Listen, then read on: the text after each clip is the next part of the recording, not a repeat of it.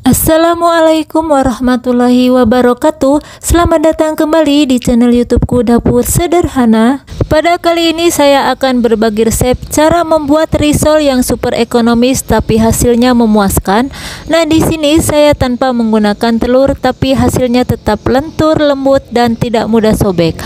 Nah, di sini saya akan bongkar rahasianya agar kulit risol tetap lembut, lentur dan tidak mudah sobek, serta empuk dan tidak mudah alot sampai hari esok.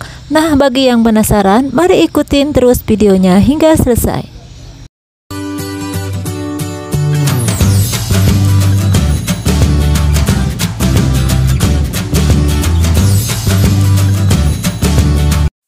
Langkah pertama, kita siapkan wadah atau mangkuk ukuran sedang seperti ini. Kemudian kita tambahkan tepung terigu sebanyak 100 gram atau setara dengan 10 sendok makan.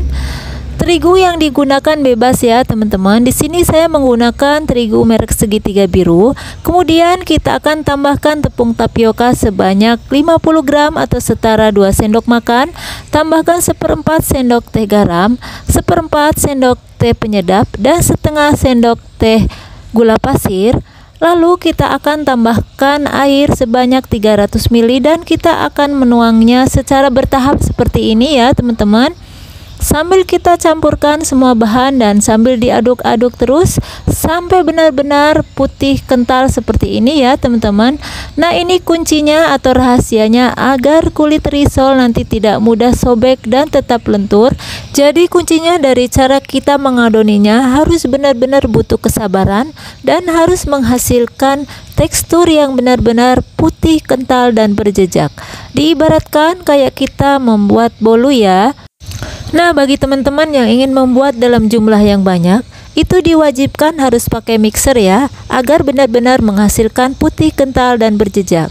Nah, ini trik atau rahasia yang pertama agar kulit risol lembut, lentur atau anti sobek dan tidak mudah alot sampai hari esok. Lalu kita akan tambahkan minyak goreng sebanyak 2 sendok makan dan kita aduk-aduk terus sampai benar-benar minyak gorengnya tercampur merata. Untuk trik atau rahasia yang kedua, kita harus istirahatkan adonan selama 1 hingga 2 jam atau lebih lama lagi, itu akan lebih bagus ya. Nah, kalau sudah, kita akan siap membuat kulit risolnya. Pertama-tama kita harus panaskan teflonnya terlebih dahulu dan untuk mengawalinya kita olesi margarin yang ditempelkan pada tisu seperti ini. Nah, untuk pengolesan margarin ini cukup sekali saja di awal ya teman-teman. Untuk ukurannya disesuaikan ya teman-teman. Di sini saya menggunakan centong sayur.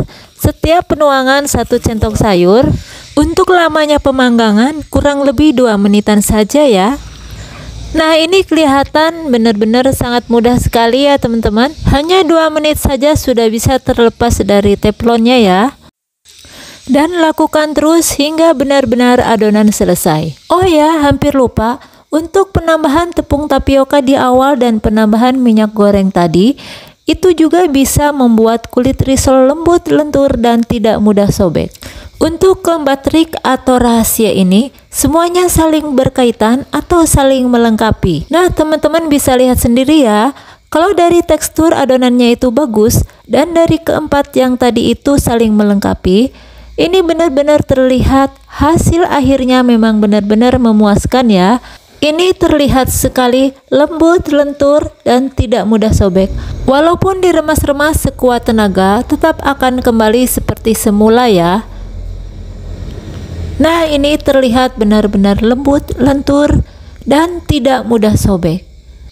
Teman-teman bisa lihat sendiri hasilnya ya. Ini memang benar-benar tidak mengecewakan.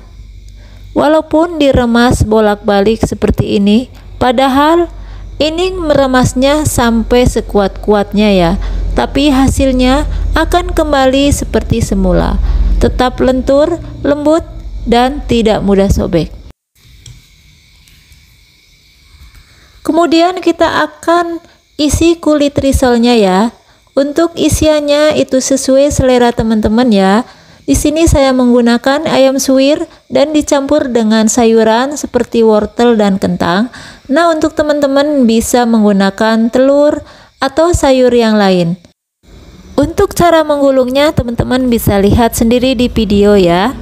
Ini cara pembuatannya atau cara menggulungnya. Ini sangat mudah sekali ya teman-teman. Teman-teman bisa lakukan dari bawah atau dari atas atau dari samping, terserah keinginan teman-teman di rumah. Lakukan hingga semua kulit risolnya selesai.